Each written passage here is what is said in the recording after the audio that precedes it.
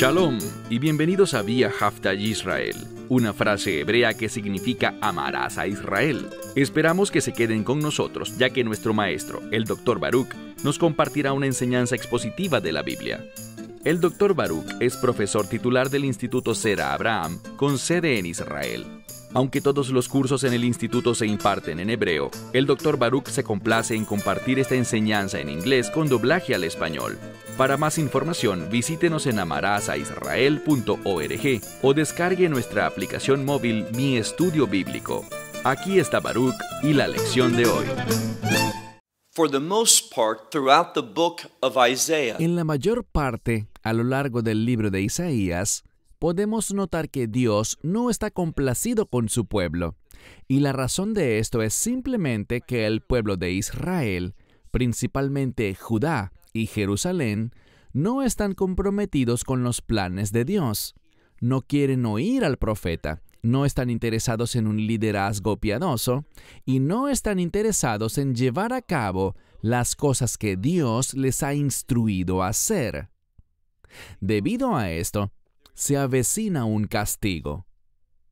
Podemos ver una y otra vez en varios capítulos del libro de Isaías que Dios no está agradado y que el pueblo de Judá sufrirá. Encontraremos un buen ejemplo de esto en el capítulo que estudiaremos hoy. Toma tu Biblia y ve conmigo al libro de Isaías, capítulo 3. Libro de Isaías, capítulo 3. Vamos a estudiar la primera mitad de este capítulo en esta sesión. Ve conmigo al verso 1. Leemos: Porque he aquí, y como hemos dicho antes, esa frase porque he aquí anticipa que algo significativo está por anunciarse. En este contexto, implica que Dios está por hacer una proclamación de gran importancia. Así que dice, porque he aquí, Ha-Adon, Hashem Sebaot. Quise leerlo en hebreo por una razón. Muchas Biblias en inglés traducen dos palabras diferentes de la misma forma y colocan el Señor, Señor de los ejércitos. Pero no es el mismo término para Señor. El primero es Ha-Adon, que significa el amo. Es un término de autoridad, un término de poder. En la actualidad se traduciría más bien como caballero o don, y se utiliza generalmente como un término de respeto hacia un hombre. Pero en este contexto, el término hebreo usado expresa el sentido del amo o el dueño del universo. Luego, la siguiente palabra usada es Yud-Hei Vav-Hei, esas cuatro importantes letras que hablan del Dios que trasciende. Es la palabra que más usualmente se traduce como el Señor sobre todas las cosas. Y aquí no está escrita sola, sino que la frase completa dice el Señor de los ejércitos. Así que una y otra vez, Dios se está revelando a sí mismo en este pasaje de una manera muy típica en la profecía, como el Señor de los ejércitos.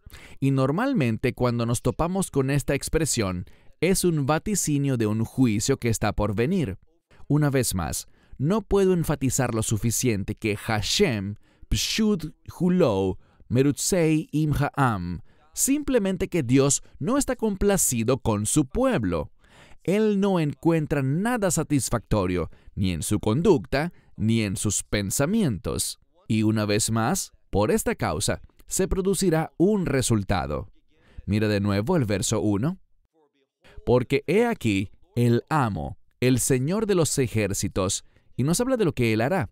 En la siguiente frase tenemos un verbo, y usualmente en hebreo tenemos verbos en modos que los eruditos bíblicos cristianos clasifican como perfecto o imperfecto, es decir, pasado o futuro. Es extraño, no es que nunca pase, pero siempre que aparece un verbo en presente, y aclaro, normalmente Eruditos bíblicos desde una perspectiva cristiana llaman a este tiempo el participio. Pero de cualquier modo, lo que simplemente quiero comentar es que esta construcción gramatical señala algo importante. Es inusual y anuncia algo de suprema importancia. ¿Qué está haciendo Dios? Él está removiendo de Jerusalén y de Judá, y vamos a ver no una, ni dos, ni tres, sino 4 veces que la misma palabra será usada. Resulta muy común en las traducciones bíblicas que han procurado utilizar palabras alternativas. No quieren caer en redundancias, pero yo pienso que ese es un error muy serio. Si es la misma palabra, si tiene el mismo significado y se usa en el mismo contexto, debemos traducirla de la misma manera. Esta palabra la vemos aquí al inicio, donde dice, yo estoy removiendo de Jerusalén y de Judá. Y lo voy a decir en hebreo. Dice aquí, mash-en u mash-einá. Mash-en y mash-einá es la misma palabra y tiene el mismo significado, pero una es masculina y la otra femenina. ¿Y qué sentido tiene esto? Bueno, este término tiene que ver con un soporte. A veces es usada en una construcción gramatical distinta y habla sobre una vara que se usa para soportar algo, donde algo se apoya, y el término podría ser justo ese, el apoyo. Tú te apoyas sobre algo que te soporta. Esto nos habla de soporte y se usa así en ambos géneros, masculino y femenino, para transmitir este concepto de soporte de una manera completa y total. Entonces, Dios está quitando el apoyo, lo que nos sostiene. Él está vaciando los almacenes y las tiendas de sus provisiones, de todo lo que sostiene la vida, y dice, todo el soporte o las reservas de pan y todas las reservas o el soporte de agua. La frase es Maim vei lechem, agua y pan, refiriéndose así a las necesidades básicas. Así que, debido a que Dios no está complacido con su pueblo, debido a que han rechazado su autoridad y no se han interesado en sus caminos, no se han comprometido con sus mandamientos, no lo están adorando como deberían, Dios está removiendo algo de ellos. En vez de bendecirlos y mostrarse activo en sus vidas, en sus circunstancias, Dios está retirando. Y eso está haciendo con Israel. Uno de los resultados de esto, que veremos una y otra vez aquí en Isaías, pero también a lo largo de toda la Biblia, es que cuando Dios se retira, cuando Él remueve su presencia de entre su pueblo, eso genera una circunstancia en la que el enemigo actuará. Y eso es lo que veremos. Esto traerá serias dificultades para el pueblo de Judá. Leamos ahora el verso 2. Él estará hablando sobre la población, y noten lo que dice. Esto afectará ¿a quién? Verso 2. Gibor, el héroe o el poderoso. Es un término masculino que habla sobre una persona, un varón, que tiene poder. Entonces, esta acción de Dios tendrá efecto no solo sobre algunas personas, sino que, como vemos aquí, hasta el poderoso sufrirá. Y luego dice, Ish Hamehama, también el hombre de guerra, el juez y el profeta y el Kosem. Un Kosem es una persona que practica el ocultismo. En hebreo moderno, Kosem es un término para un mago. A veces la Biblia lo traduce como un adivino, alguien que no adora a Dios, sino que se mueve en la esfera de lo prohibido dentro del ámbito espiritual. Luego el verso agrega, y el anciano. La implicación es que también entre las personas de avanzada edad habrá gente así, como vemos que sucede entre los jueces y los profetas. Hay un caos generalizado, pero a nadie parece importarle. En el verso 2, vemos la corrupción que ha entrado a la sociedad de Judá y dentro de Jerusalén.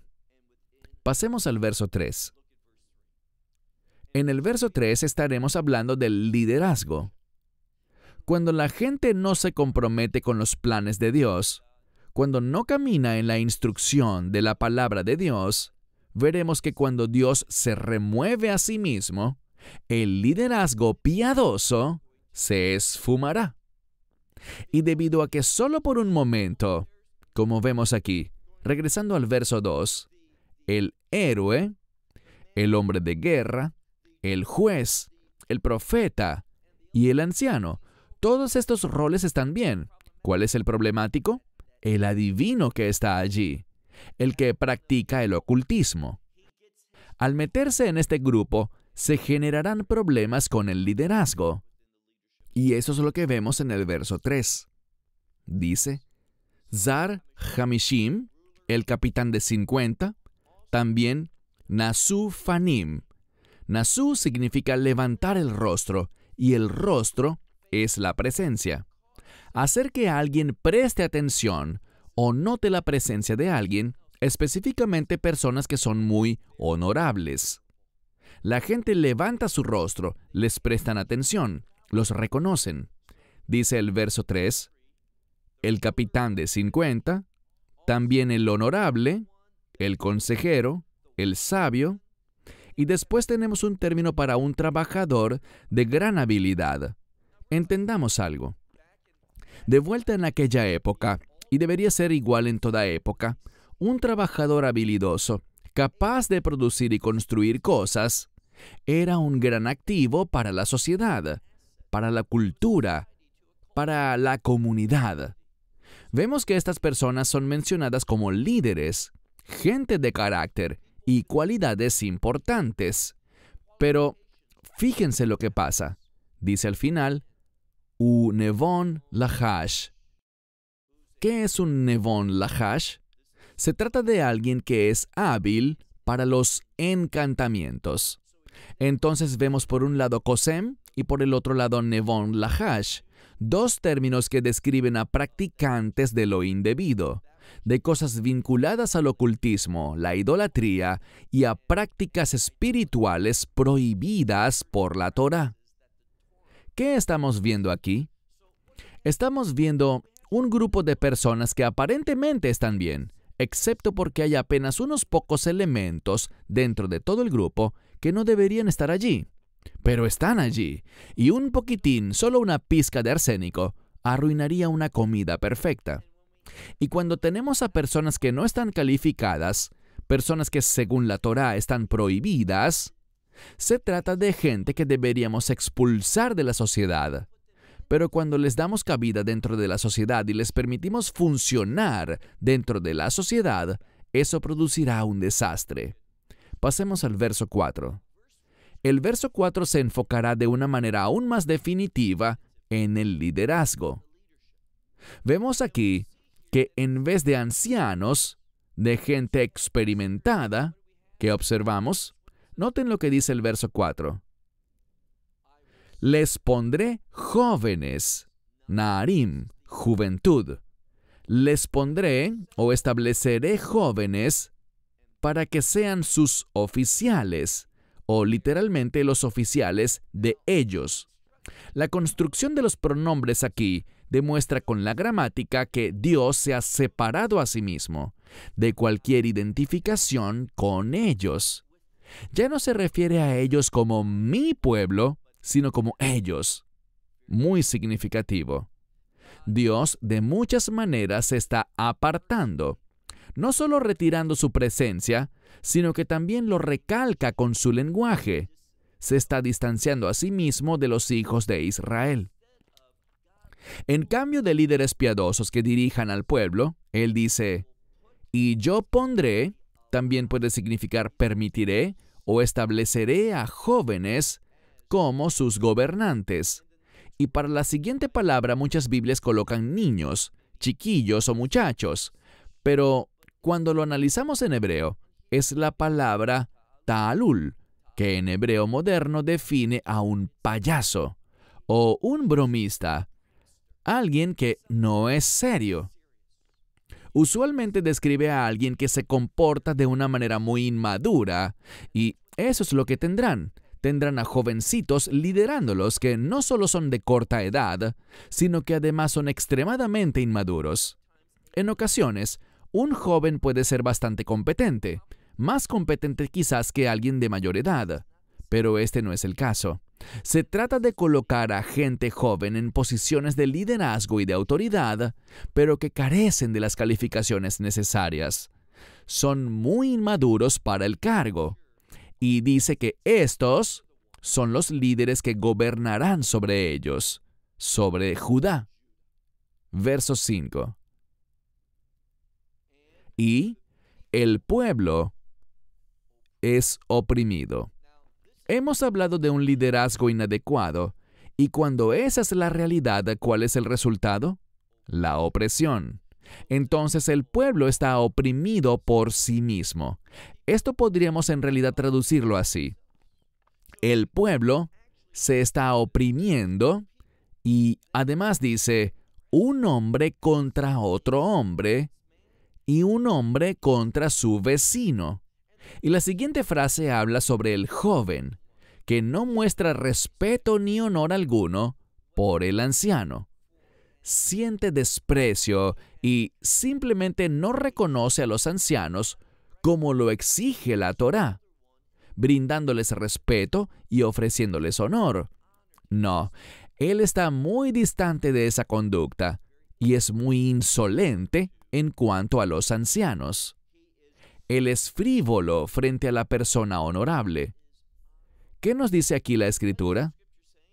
Simplemente esto: que este liderazgo no reconoce las cualidades que la Torá ve como significativas, como preferibles, como aspectos valiosos, aspectos correctos y apropiados dentro de una sociedad.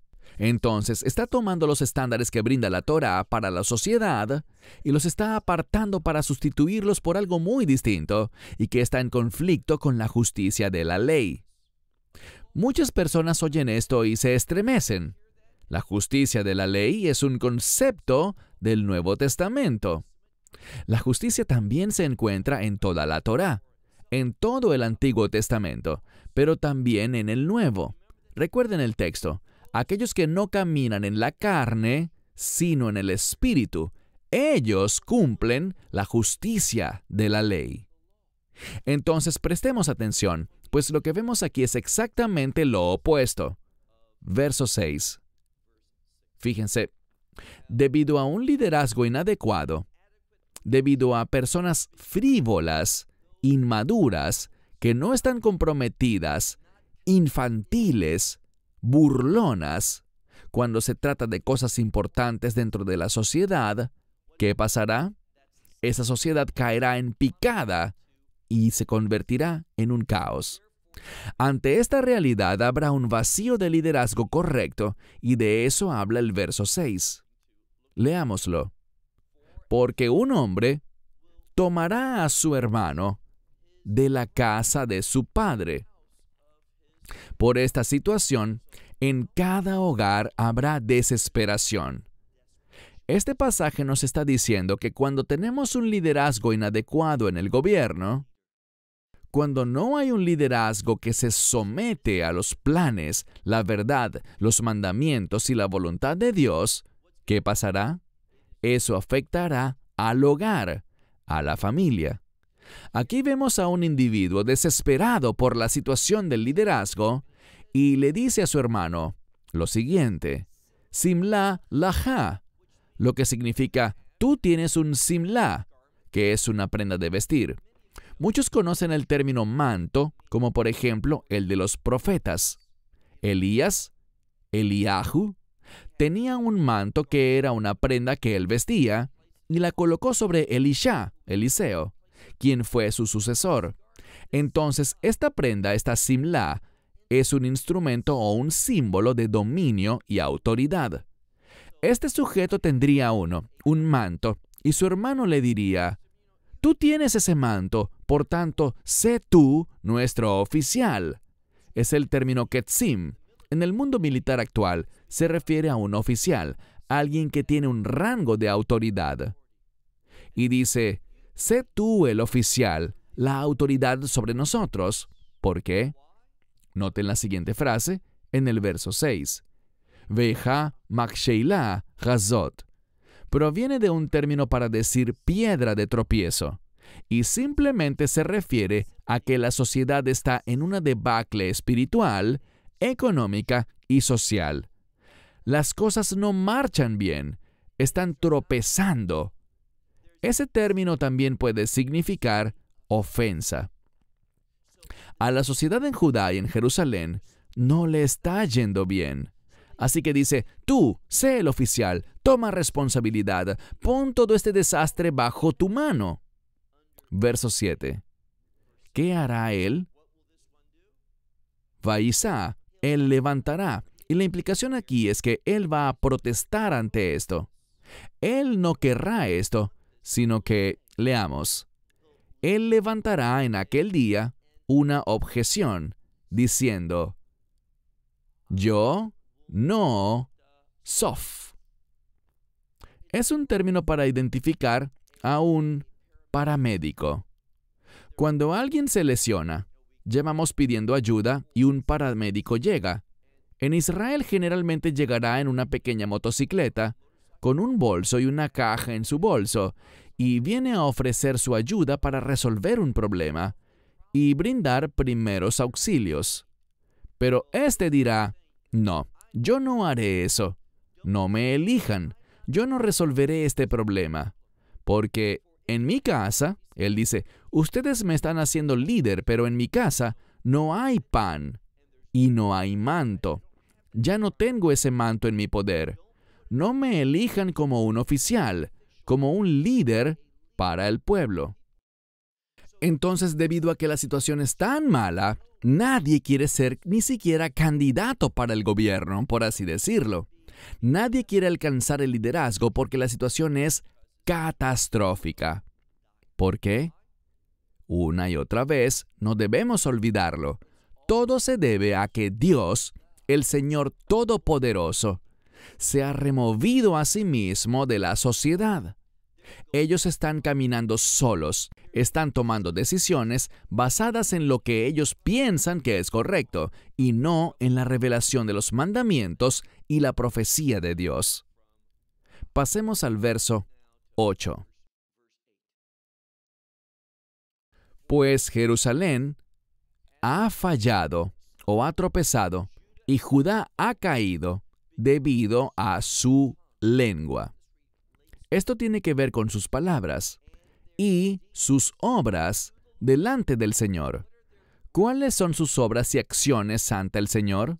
Noten la siguiente frase, lamruot, que significa una rebelión. Ellos están actuando en oposición contra Dios, de palabra y de obra. Y lo hacen delante, literalmente dice, anei vudó, delante de su gloria.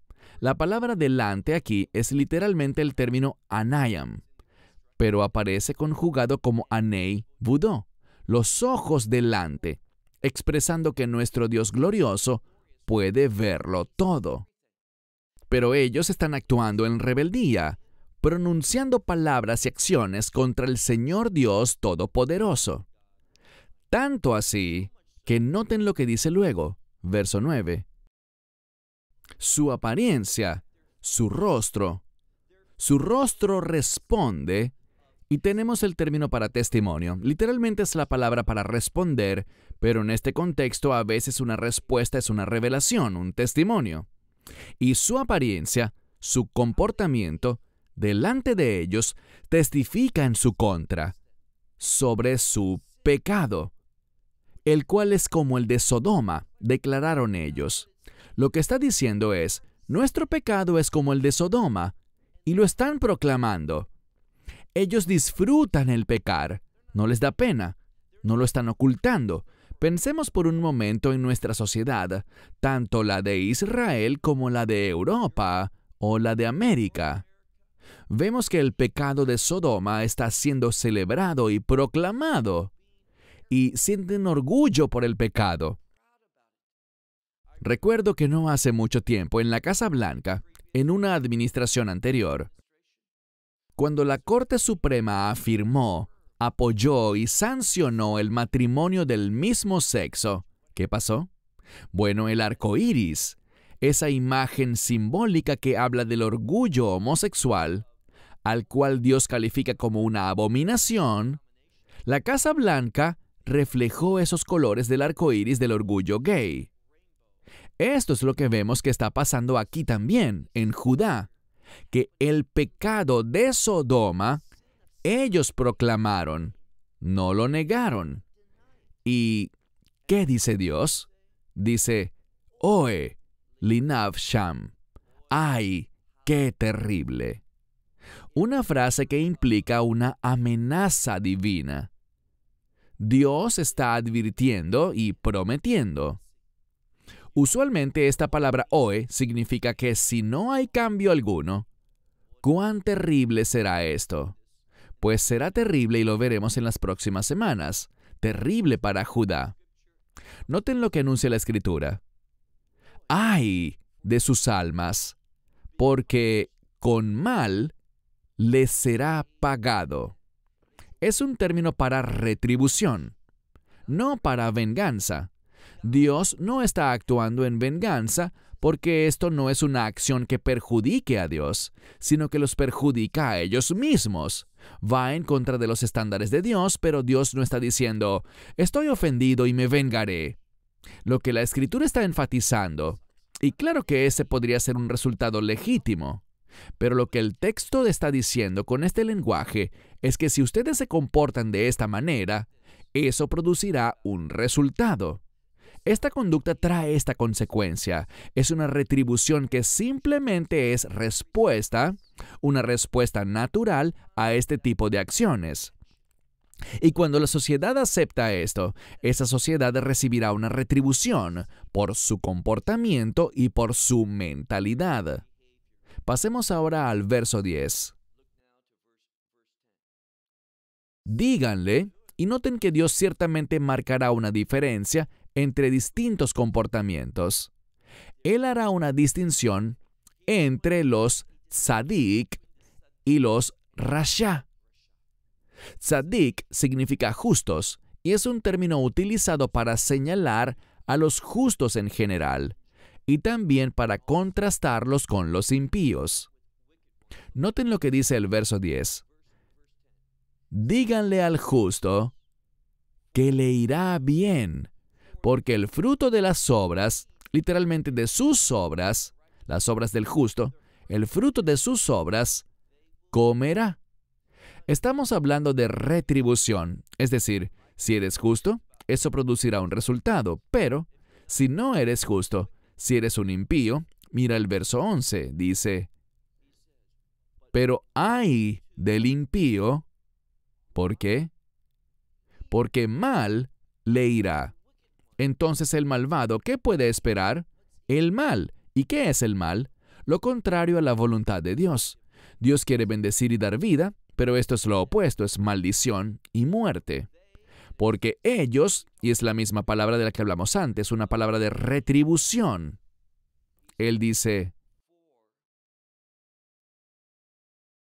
porque la retribución de su mano vendrá sobre él. Entonces a este impío, la retribución de su mano, la mano tiene que ver con las acciones, con lo que uno hace. Eso se le devolverá. Por sus obras los impíos recibirán lo malo, lo opuesto a la voluntad de Dios. Eso es lo que cosecharán. Ahora pasemos al verso 12, y por cierto, el verso 12 es nuestro último verso por hoy. Estudiaremos la segunda mitad del capítulo la próxima semana. Verso 12. El versículo 12 es un versículo difícil. En ocasiones vemos que en algunas traducciones añaden ciertas palabras que no están originalmente en el texto y las colocan en cursivas con el fin de ayudar al lector a entender lo que se quiere decir y cómo entenderlo. Ciertamente este versículo no es fácil. Dice mi pueblo y habla sobre su opresión. Ahora la opresión aquí proviene del pueblo y es causada por ¿quiénes? Es causada por los jóvenes, por muchachos, por gente de muy corta edad. Entonces los jóvenes son los opresores de su pueblo. Además dice, y mujeres, ellas gobernarán sobre él. La palabra él aquí es am, pueblo. La palabra am en hebreo es un sustantivo masculino y singular. En hebreo no existe un pronombre neutral. Existe él o ella, pero no un pronombre neutral. Aquí estamos hablando de un pueblo. En inglés pueblo es people y se considera plural. En inglés decimos the people, they have, o el pueblo, ellos tienen. Pero en hebreo se dice el pueblo, él tiene, tal como sucede en español. Entonces los opresores del pueblo son jóvenes, son los muchachos, y las mujeres gobiernan sobre él, es decir, gobiernan sobre el pueblo. Y mi pueblo, sus líderes o sus guías, ¿qué hacen? Los conducen al engaño o al error. Es un término para ser tomado en la dirección equivocada. Una y otra vez, lo que vemos es a un liderazgo inadecuado que los está dirigiendo por el camino incorrecto, con el fin de que el pueblo no pueda recibir lo que Dios quiere para ellos, sino desafortunadamente lo que Dios no quiere para ellos. ¿Y por qué recibirán eso? Por sus violaciones, pecados, transgresiones, iniquidades, por apartarse del camino de Dios, por lo cual recibirán la consecuencia que consta de todo aquello que va en contra de la voluntad de Dios. Verso 12, una vez más. Algo como chiquillos serán los opresores de mi pueblo, queriendo decir que el pueblo será muy débil. Mujeres gobernarán sobre él, y mi pueblo, sus guías, los engañarán. Y el camino de tus senderos, y la palabra aquí indica que será tragado o devorado. Dios está revelándole a Judá que el destino al que se dirigen no es donde ellos quieren estar. Están siendo llevados a un camino de destrucción. Están siendo tragados, consumidos. ¿Por qué? Porque han rechazado a Dios con sus decisiones, con sus acciones, con el liderazgo que han escogido, con las conductas que han aceptado y promovido. Al enemigo lo han invitado a venir y le han permitido unirse a su sociedad. Cuando hablo del enemigo me refiero a la entrada de enemigos espirituales, no necesariamente enemigos de otras naciones, sino de israelitas que han aceptado las mentiras, el engaño, las prácticas y el ocultismo que tiene su base en otras naciones. Ellos los han traído a su país. ¿Y qué ha pasado? La cultura bíblica ha sido reemplazada. Es algo del pasado, y por lo tanto ahora Israel, y más específicamente en esta profecía, Judá, cosechará la retribución de sus malas decisiones. Ellos no actuaron con discernimiento espiritual, sino que permitieron la influencia del ocultismo, de todo aquello que tiene que ver con brujería, con el fin de que se hagan parte de su sociedad. Cuando esto ocurre, las bendiciones y la presencia de Dios serán removidas. Un liderazgo impío tomará el control y la sociedad caerá en un absoluto caos. En vez de experimentar bendiciones, lo que experimentarán será la condenación del Señor. Cierro con esto hasta la próxima semana, cuando continuaremos con Isaías capítulo 3, Dios mediante hasta el final. Hasta entonces, que Dios les bendiga ricamente. Shalom desde Israel. Shalom from Israel. Esperamos que te hayas edificado con el mensaje de hoy y lo compartas con otros. Te invitamos a seguir nuestros estudios cada semana por este canal y por el portal de YouTube de Amarás a Israel. También puedes descargar nuestra aplicación móvil gratuita, Mi Estudio Bíblico. Finalmente, para obtener más información sobre nosotros, visita nuestra web amarazaisrael.org, donde encontrarás otras conferencias de Baruch en audio, video y texto. Hasta el próximo programa. Que el Señor te bendiga en Yeshua HaMashiach, Jesús el Mesías, mientras caminas con Él. Shalom desde Israel.